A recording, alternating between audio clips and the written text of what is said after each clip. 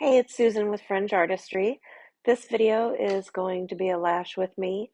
I'll probably play music through most of it, but I will do voiceovers on the sections where I want to explain something in more detail. So enjoy watching. Thanks. So at this point, I'm brushing prior to giving a lash bath. I've already removed the older grown out lashes. There weren't very many because she was just here recently, and we're just doing a quick fill in for prom, so we didn't have too many to take out.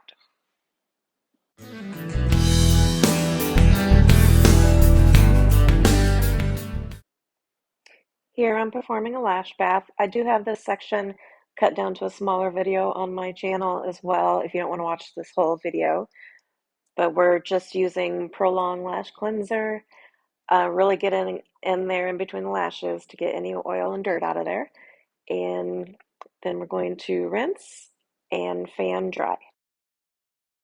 Now I'm getting ready to put her eye pads on.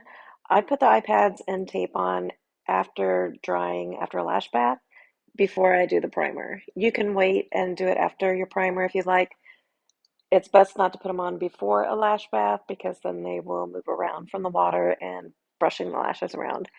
But when I do my primer, I don't feel like it moves the lashes out from under the tape, so I usually just do this portion first with the pads and tape, and then I will start the primer.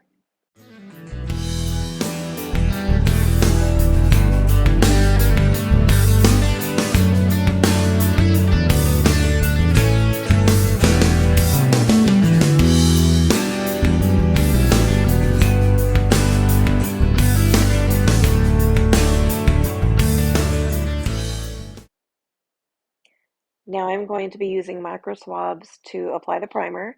I use saline solution, but you can use any brand's primer that they make, but saline solution is just as good and it's a lot cheaper.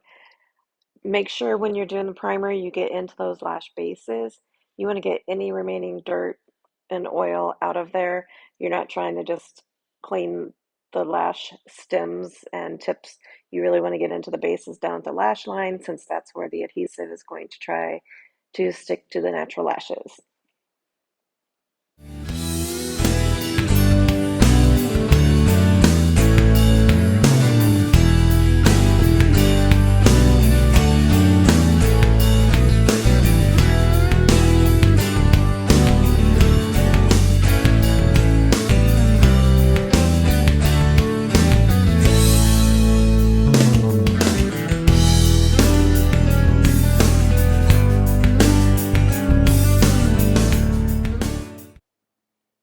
Now on my lash tiles, as you can see to the side, for my volume lashes, I will have regular volume lashes at the top of the tile and easy fans at the bottom.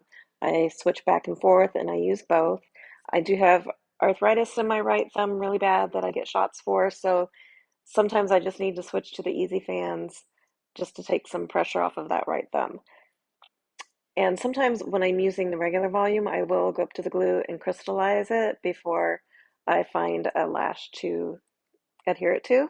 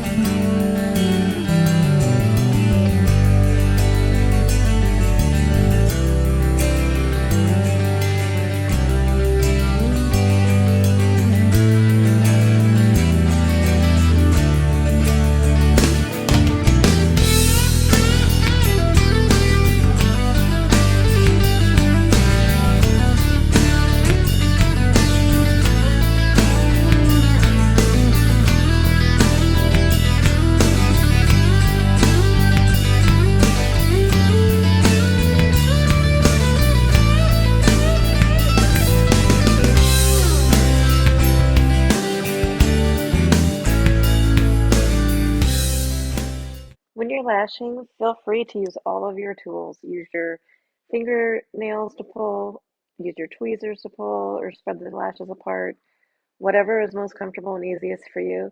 As long as you've washed your hands and use sanitizer and everything is sanitary, go ahead and use everything that you have available at your disposal.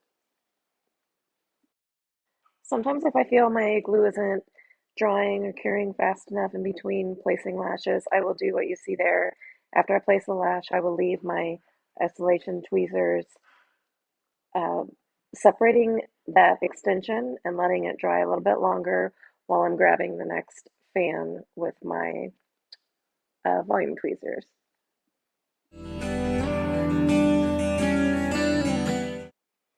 Now I work eye to eye when I'm lashing, so I go back and forth between them.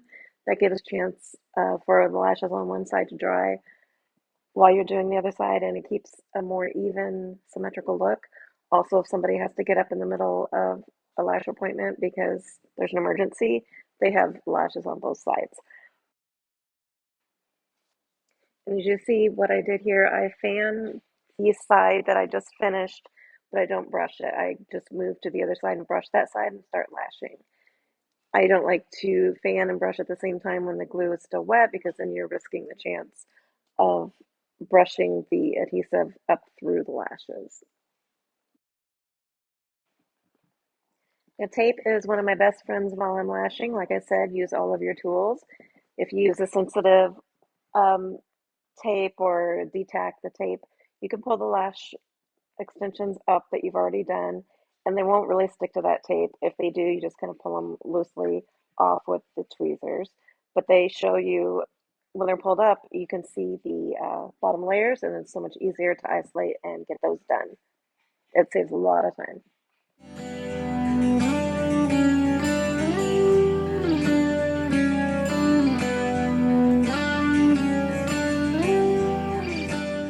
Here you can see how easily this tape pulls off without grabbing onto the lashes. Now I'm using the tape to pull the inner corners in a stretch so that they will be a lot easier to lash.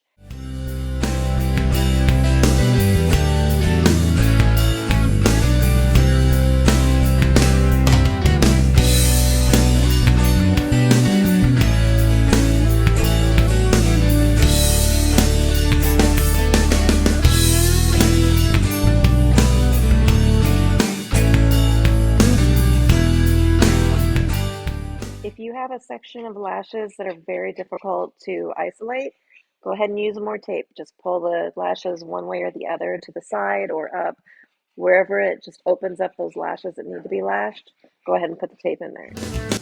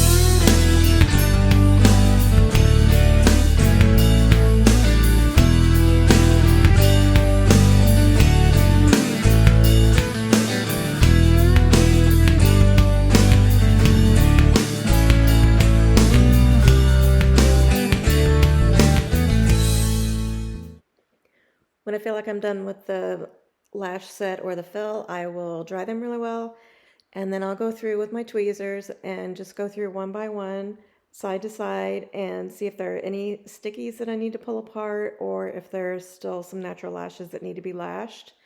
It is my goal to lash 100% of the lashes that are lashable. So I just go through and do a look through before I do my final steps.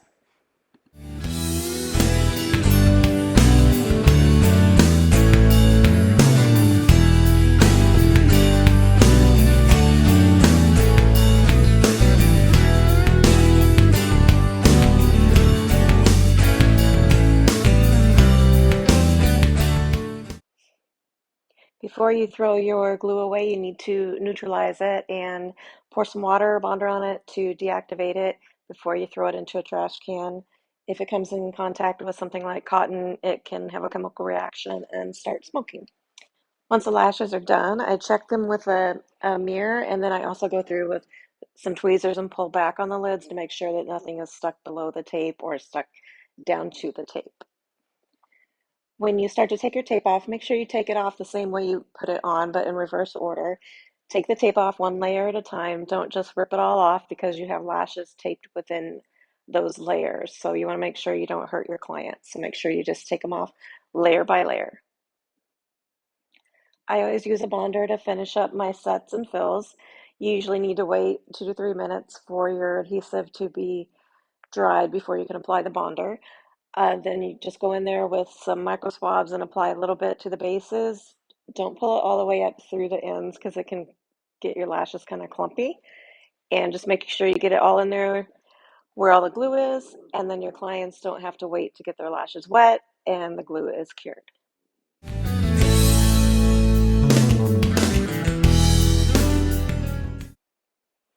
I do one final dry after the bonder, and I run the spoolie through, but I don't put it through the whole lashes. I just run it at the ends, at the tips, and just lift up the lashes a little bit while I'm running the fan over them.